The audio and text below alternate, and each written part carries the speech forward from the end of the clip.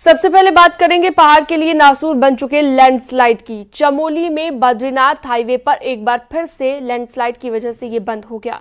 यहां पर सेलंग के पास पहाड़ी से भारी भूस्खलन हुआ है, बड़े बड़े बोल्डर हाईवे पर आ गए हैं और सड़क पूरी तरह से बंद हो गई है, जिसकी वजह से नेशनल हाईवे पर हेमकुंड और बद्रीनाथ धाम जाने वाले यात्री फंसे हुए हैं। हाईवे के दोनों तरफ लंबा जाम लगा हुआ है। हालांकि प्रशासन की टीम सड़क को खोलने में जुटी हुई है, लेकिन पहाड़ी से आए बड़े बोल्डर्स को हटाने में वक्त लग सकता है। मॉनसून में बद्रीनाथ हाईवे बार बार लैंडस्लाइड होने से बंद हो रहा है।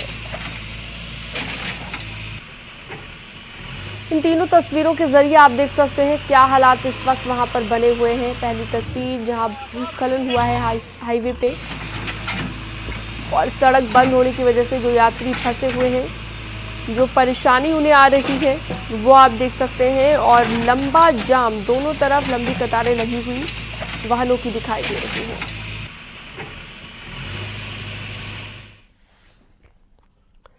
चमोली में तेज बारिश के बाद पागल नाला के पास पहाड़ी से मलबा आ गया, जिसके बाद एक बार फिर से बद्रीनाथ हाईवे बंद हो गया, जिसकी वजह से सड़क के दोनों तरफ यात्री फंस गए और हाईवे से मलबा हटाने का काम भी जारी है।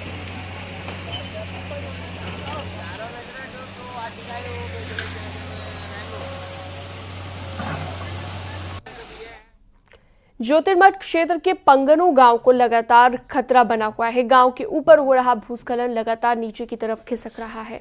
देर रात को हुई बारिश के बाद तेजी के साथ मलबा लोगों के घरों में घुसने लगा। इसके बाद लोग घरों को छोड़कर सुरक्षित स्थानों पर शिफ्ट हो रहे हैं। आपको बता दें कि पिछले साल यहां पर लगातार भूस्खलन हो रहा है, जिसकी वजह से 53 परिवार खतरे की जद में आ चुके हैं।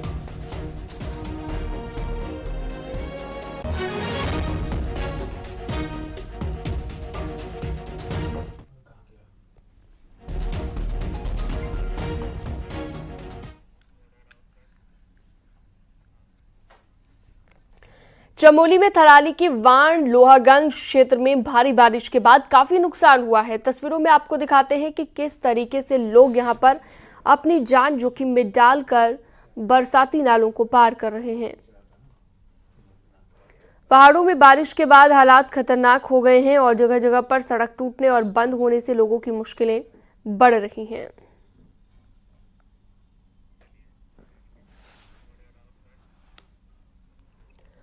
कोटद्वार समेत दुगड्डा में हो रही भारी बारिश के बाद पहाड़ियों से लगातार हाईवे पर मलबा आ रहा है, जिसके चलते हाईवे बंद हो जा रहा है और यात्रियों को 12 से 14 घंटे तक का इंतजार भी करना पड़ रहा है।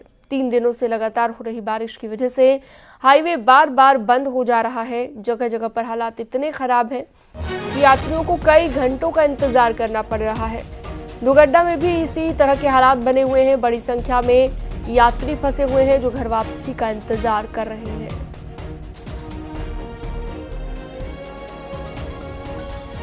अभी 12,000 में कार बुक करके आया हूँ फरीदाबाद से और अभी हमें रिटर्न होना था, लेकिन यहाँ पे कोई सुविधा नहीं है। रोड जो है ब्लॉक हो रखी है। अभी कुछ पता कोई हकीकत बता ही नहीं पा रहा कि कितना टाइम में जो है ये रोड खोलेगी। बहुत ज़्यादा परेशानी हो रही है। गाड़ी में बैठे इतनी पब्लिक है, बहुत ज़्यादा पब्लिक होगी। चलिए सीधा रुक करते हैं। अनुपम भारद्वाज कोटद्वार से हमारे सहयोगी हमारे साथ जुड़ चुके हैं इस पर ज्यादा जानकारी के लिए। अनुपम, अभी क्या स्थिति है? बताया जा रहा है कि हाईवे बार बार बंद हो जाता है, लोगों को परेशानी होती है और यात्रियों की लंबी कतार लग जाती है। क्या कहता है प्रशासन, कब तक खोल दिया जाएगा? देखिए, ये आए दिन का ये मामला हो चुका है जब क्योंकि बरसात होती है और दुगड्डा से कोटद्वार के बीच का जो नेशनल हाईवे 534 है वो लगातार बंद होता जाता है। और ये 1 या 2 लैंडस्लाइड जोन नहीं है, 35 से ज़्यादा लैंडस्लाइड जोन हो चुके हैं। और हर बार जब बारिश होती है तो कहीं ना कहीं पहाड़ नई जगह से दरकता है और वहाँ पर उस तरीके से हालात बन जाते हैं, सड़क बंद हो जाती है। आज फिलहाल कल रात को बारिश नहीं हुई है तो आज जो मौसम है एनएच इस समय खुला हुआ है, लेकिन जैसे ही बारिश होती है तो अगर 1 या 2 घंटे की भी बारिश होती है तो उसके बाद जो एनएच है वो पूरी तरह से बंद हो जाता है और घंटों का इंतजार करना पड़ता है। पिछले के दिनों में हमने देखा 3 दिन से लगातार जब बारिश हो रही थी तो लोगों को पूरा एक दिन यानी कि जो रात से इंतजार कर रहे हैं कि आज शाम से 6-7 बजे से इंतजार कर रहे हैं, रात भर एनएच नहीं खुला। उसके बाद फिर अगले दिन सुबह उठ के वो 3 बजे से लाइनों पर लग गए कि एनएच खुले तो वो वापस अपने घरों को लौटें, लेकिन उसके बावजूद 12 से 14 घंटे तक भी लोगों को इंतजार करना पड़ा। सिद्धबली चेक पोस्ट के पास, यहाँ से कोटद्वार से जो दुगड्डा जाते हैं उनको सिद्धबली चेक पोस्ट के पास रोक दिया जाता है, और दुगड्डा से जो वापसी अपने घरों को जा रहे दिल्ली नोएडा जो बाहर से आने वाले यात्री हैं वो भी लगातार फंस जाते हैं दुगड्डा में। लोगों को भारी परेशानियों का सामना इसलिए भी करना पड़ता है क्योंकि रहने और खाने की कोई व्यवस्था नहीं होती है। ऐसे मौसम में, बरसात का मौसम है, तो काफी परेशानियों को लोगों को सामना करना पड़ता है। जी अनुपम, बहुत शुक्रिया, आपने विस्तार से जानकारी दी। आगे बढ़ते हैं और विकासनगर की बात करते हैं। तेज बारिश के बाद बरसाती नाले यहां पर उफान पर आ गए। तस्वीरें रामगढ़ इलाके की है, जहां पर शिमला बाईपास के रपटे पर सैलाब आ गया और सैलाब के ऊपर से ही गाड़ियों की आवाजाही हो रही है। कई गाड़ियां पानी के तूफान में फंस गईं, जिसकी वजह से जाम जैसे हालात बन गए। तेज बारिश के बाद अक्सर रपटा पर सैलाब आ जाता है। काफी देर तक पानी बहता रहा, लोग परेशान हुए। हालांकि अब पानी कम हो गया है।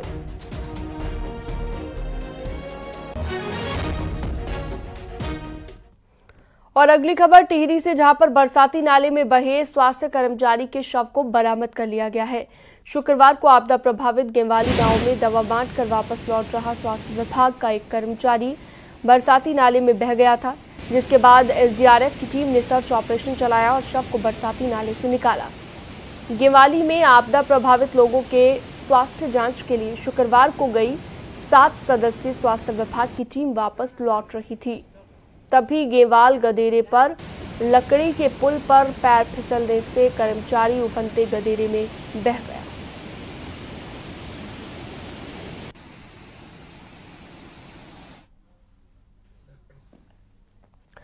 जम्मू कश्मीर विधानसभा चुनाव के लिए कांग्रेस और नेशनल कॉन्फ्रेंस के बीच गठबंधन पर सीएम पुष्कर धामी ने बड़ा हमला बोला है। और सीएम धामी ने राहुल गांधी से 10 सवाल पूछे हैं। आतंकवाद, अलगाववाद को लेकर सवाल पूछे और कश्मीर में नेशनल कॉन्फ्रेंस के साथ कांग्रेस के गठबंधन पर भी बड़े सवाल किए।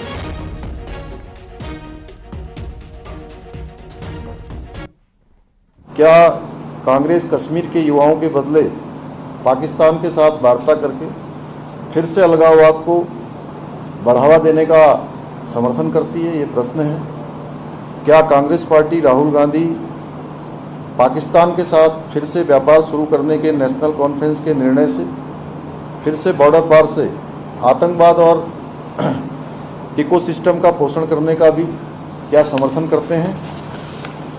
क्या कांग्रेस आतंकवाद और पत्थरबाजी की घटनाओं में जिनके परिवार के लोग शामिल रहे हैं उनको सरकारी नौकरियों में फिर से बहाल करके आतंकवाद, दहशतगर्दी और बंद के दौर को फिर से वहां पर लाने का समर्थन करते हैं? जम्मू कश्मीर में होने जा रहे विधानसभा चुनाव में कांग्रेस और नेशनल कॉन्फ्रेंस के बीच गठबंधन को लेकर उत्तराखंड के सीएम धामी और यूपी के सीएम योगी आदित्यनाथ ने एक साथ बड़ा हमला बोला। दोनों सीएम के निशाने पर है राहुल गांधी। चुनाव है तो जम्मू कश्मीर में, लेकिन असहज उत्तराखंड में कांग्रेस है। देखिए।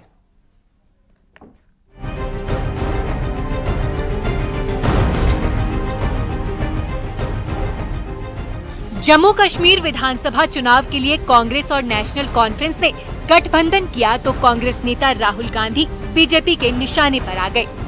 शनिवार को यूपी के मुख्यमंत्री योगी आदित्यनाथ और उत्तराखंड के मुख्यमंत्री पुष्कर सिंह धामी ने अलग अलग प्रेस कॉन्फ्रेंस में कांग्रेस के स्टैंड को आड़े हाथ लिया। दरअसल योगी और धामी बीजेपी की राजनीति में बड़े हिंदूवादी चेहरे हैं। सीएम धामी ने कहा कि सत्ता के लालच में कांग्रेस आतंकवाद और अलगाववाद के समर्थन के साथ राज्य में आरक्षण का विरोध कर रही है। सीएम ने राहुल से 10 सवाल पूछे, जिसमें आतंकवाद, अलगाववाद जैसे मुद्दे शामिल रहे। तो नेशनल कॉन्फ्रेंस के घोषणा पत्र के वादों पर कांग्रेस पार्टी और राहुल गांधी जी से हमारे चूँकि ये 10 सवाल हैं कि उनको 10 सवालों के जवाब देश की जनता को जरूर देने चाहिए कि क्या कांग्रेस नेशनल कॉन्फ्रेंस के जम्मू कश्मीर से फिर से अलग झंडे के वायदे को समर्थन करती है? क्या फिर से जो है अशांति और आतंकवाद के युग में कश्मीर को धकेलना चाहते हैं? इस निर्णय का क्या वो समर्थन करते हैं? राहुल गांधी से आतंकवाद जैसे विषय पर सवाल पूछने पर कांग्रेस असहज है। दरअसल लोकसभा चुनाव के बाद कांग्रेस देश के अन्य राज्यों की तरह उत्तराखंड में भी राहुल गांधी को एक्टिव करना चाहती है। हालिया लोकसभा चुनाव में तो राहुल गांधी उत्तराखंड नहीं आए, लेकिन 2017, 2019 और 2022 के चुनाव में राहुल ने रैलियां की। बद्रीनाथ यूपी चुनाव जीतने के बाद उत्तराखंड में कांग्रेस कोशिश कर रही है कि राहुल गांधी को एक बार केदारनाथ लाया जाए, लेकिन जम्मू कश्मीर में नेशनल कॉन्फ्रेंस और कांग्रेस गठबंधन से जो हालात बने हैं, उसको लेकर राजनीतिक फिजा बदल रही है। मैं जिस दिन ये नुकसान की बात आएगी, हम लोगों से पूछेंगे ना कि भाई अगर पीडीपी और नेशनल कॉन्फ्रेंस में एक को चुनना हो तो हम उसको चुनेंगे ना, जो आजादी के समय भारत के साथ मजबूती के साथ खड़े थे, जिनका रिकॉर्ड आतंकवाद के साथ जुड़ने का बिल्कुल नहीं है। जब मोदी जी पीडीपी के साथ जुड़े तो पीडीपी तो बदनाम थी इस मामले में, फिर भी सत्ता के लिए बीजेपी और मोदी जी पीडीपी के साथ जुड़े। हम लोगों को इस बात को समझाएंगे, तो इसलिए मैंने कहा ना कि लोग अब जानकारी के आधार पर अपनी राय बनाते हैं। उत्तराखंड में मुख्य तौर पर बीजेपी और कांग्रेस आमने सामने रहे हैं। यहाँ उत्तरी भारत के बाकी राज्य में स्थिति अलग है, जहाँ जातियाँ और उपजातियाँ का भी बंटवारा है और चुनावी रिजल्ट में भी दिखता है।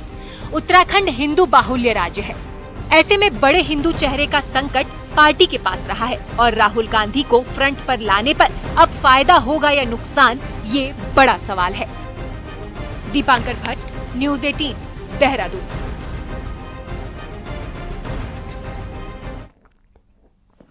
मंगलौर और बद्रीनाथ उपचुनाव में जीत के बाद कांग्रेस ने केदारनाथ सीट पर भी जीत का दम भरा है। नैनीताल पहुंचे पूर्व सीएम ने हरीश रावत की तरफ से कहा गया कि केदारनाथ में चुनाव जीतने के साथ ही 2027 का रास्ता बाबा केदार बना रहे हैं। हालांकि हरण सिंह रावत को टिकट देने के सवाल पर हरीश रावत ने कहा कि केदारनाथ की मर्यादा के हिसाब से वहां के उम्मीदवार का चुनाव होना चाहिए।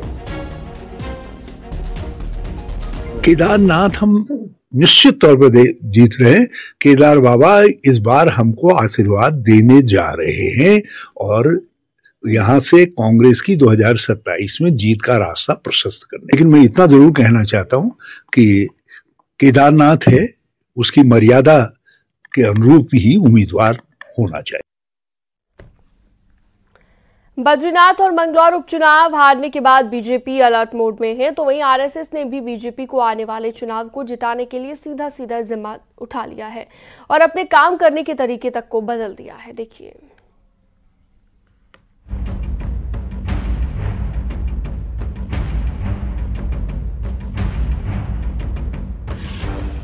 अगले 2.5 साल देवभूमि उत्तराखंड का मौसम चुनावी रहने वाला है। केदारनाथ उपचुनाव से लेकर 2027 विधानसभा चुनाव तक ये सफर जारी रहेगा।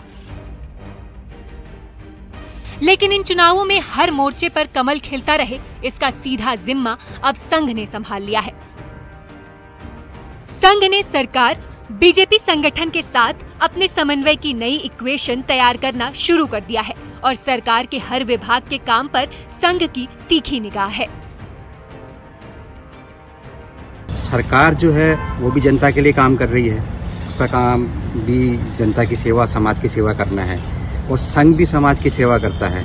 अगर दोनों मिलके कहीं पे कोई ऐसा मुद्दा आ रहा है, दोनों मिलके समाज की सेवा कर रहे हैं, जनता की सेवा कर रहे हैं, तो वो तो बहुत अच्छी बात है। जाहिर है सामाजिक काम करने वाले संघ की चिंता राजनीतिक है, इसलिए संघ की सक्रियता के सरकार में साफ दिख रही है और सरकार के अधिकारियों से लेकर मंत्री तक अब से पहले ज्यादा सक्रिय हो गए हैं। देखिए, आप देख रहे होंगे कि हमारे मुख्यमंत्री जी भी 15-16 घंटे दौरे पे रहते हैं। मैं भी, आपने देखा होगा कि मैं 70 की 70 विधानसभा में जाता हूँ। आप देख रहे होंगे कि हर हफ्ते, हर 15 दिन में दौरे में रहता हूँ और सभी मंत्री अपने अपने विभागीय कामों में लगे हैं। साफ है, संघ की चिंता यूं ही नहीं है। आने वाले भविष्य में जितने भी चुनाव होने वाले हैं, उन्हें दूसरी और तीसरी बार जीतना बीजेपी के सामने बड़ी चुनौती है। ऐसे में संघ इस चुनौती से निपटने की प्लानिंग कर चुका है। दरअसल सरकार को अगले कुछ समय में कई चुनावों का सामना करना है। पहले केदारनाथ उपचुनाव, उसके बाद निकाय और फिर पंचायत चुनाव। साल 2027 आते आते विधानसभा चुनाव भी दहलीज पर खड़े होंगे। ऐसे में संघ को समन्वय के साथ सबका विकास ही जीत का मूल मंत्र नजर आ रहा है। शैलेंद्र नेगी, न्यूज़ 18, हल्द्वानी। पूर्व सीएम हरीश रावत ने गैरसैंण सत्र को लेकर बड़े सवाल खड़े किए हैं, जहां पर नैनीताल में पूर्व मुख्यमंत्री ने कहा कि सरकार ने कई गलतियां सत्र में की हैं। हरीश रावत ने कहा कि स्पीकर द्वारा पारित नगर निकाय विधेयक को प्रवर समिति को कैसे भेजा गया। हरीश रावत ने कहा कि राज्य में आपदा, महिला सुरक्षा समेत तमाम पहाड़ के मुद्दे थे, लेकिन विधानसभा में इन पर आधा दिन भी चर्चा नहीं। स्पीकर द्वारा पारित घोषित विधेयक को प्रवर समिति को कैसे भेज सकते हैं? कोई चीज समझ में तो आए कि उसके लिए पूरी प्रक्रिया है कि नया विधेयक आएगा, पुराने विधेयक को आप निस्तेज घोषित करेंगे, वॉइड घोषित करेंगे, तब नया विधेयक लाएंगे और उस विधेयक को फिर आप प्रवर समिति को भेज सकते हैं। एक पूरी विधायी प्रक्रिया। चमोली के गोपेश्वर जिला अस्पताल में लापरवाही का आरोप लगा के दरअसल जोशीमठ के पोखनी गांव की एक महिला इलाज के लिए अस्पताल पहुंची, जहां पर डॉक्टर्स ने महिला को बताया कि उसकी बच्चेदानी में प्रॉब्लम है, जिसका ऑपरेशन जरूरी है। इसके बाद 24 अगस्त को डॉक्टरों ने ऑपरेशन शुरू कर दिया। अब परिजनों का आरोप है कि डॉक्टर ने आधा ऑपरेशन करने के बाद महिला को रेफर कर दिया, जिसके बाद परिजनों ने राज्यसभा सांसद महेंद्र भट्ट से मुलाकात की, जिसके बाद भट्ट ने महिला को हेलीकॉप्टर से देहरादून के लिए भेजा। वहीं मामले में सीएमएस का कहना है कि महिला की हालत गंभीर थी, इसलिए उसे देहरादून रेफर किया गया। मैंने हो गया था हॉस्पिटल, डॉक्टर का इनका बच्चेदानी का ऑप्शन होगा और मैं कर लूंगा ऑप्शन, क्योंकि वो छुट्टी चले गई बीच में, फिर उनका मैं कर लूंगा आजकल उनका हो जाएगा। फिर आज देखा नतीजा ये निकला। उनको ये बताया गया मेरे बस का नहीं, डॉक्टर चीड़ फाड़ कर, उसके बाद मेरे बस का नहीं, फिर डॉक्टर चाहिए कि पेशेंट था, इसमें रसोली थी पेट में, यूट्रस के पास, बच्चेदानी के पास, जिसमें जब खोला गया तब दिखाई गया कि उसमें बहुत ज्यादा वास्कुलर मतलब ब्लड बहुत ज्यादा सप्लाई हो रही है उसके अंदर। तो अगर उसको यहाँ पर छेड़ते तो ब्लीडिंग हो जाती, जिससे कि मतलब केस खराब हो सकता था। तो इसी वजह से उसको वहाँ पे एम्स के लिए रेफर किया गया। विकासनगर के भीमवाला में डाकपत्थर डिग्री कॉलेज के छात्र संगठनों के कार्यकर्ताओं के बीच विवाद मारपीट में बदल गया। बताया जा रहा है कि एबीवीपी के कुछ छात्र नेता भीमवाला क्षेत्र में छात्रों से अपने पक्ष में वोट डालने की अपील कर रहे थे। इस दौरान वहां पर दूसरे संगठन के कुछ छात्र पहुंचे, जिसके बाद दोनों पक्षों में कहासुनी हुई। कहासुनी इस कदर बढ़ गई कि मामला मारपीट में तब्दील हो गया। वहीं मारपीट में एबीवीपी की एक छात्रा और छात्र को चोटें आई हैं। पुलिस मामले की तफ्तीश में जुटी हुई है।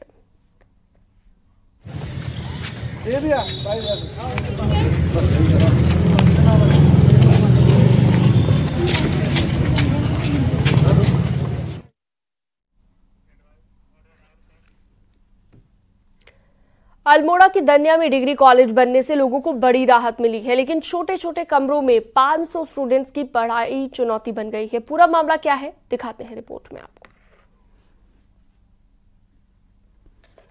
दन्या में 2021 से डिग्री कॉलेज इंटर कॉलेज की आवासीय बिल्डिंग में चल रहा है, क्योंकि डिग्री कॉलेज की बिल्डिंग 2 साल से बन रही है, जिसे सितंबर में बनकर तैयार होना था, लेकिन वो आज तक तैयार नहीं हो पाई, जिसकी वजह से डिग्री कॉलेज के बच्चों को पढ़ने में भारी दिक्कतों का सामना करना पड़ रहा है। महाविद्यालय जो है राजकीय इंटर कॉलेज के आवासीय परिसर में चल रहा है।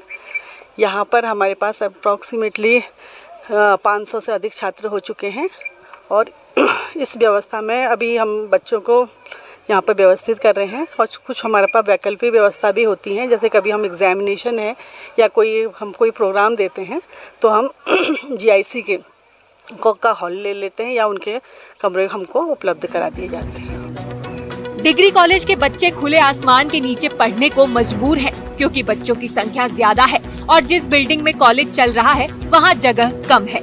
डिग्री कॉलेज में इस समय 500 स्टूडेंट्स हैं।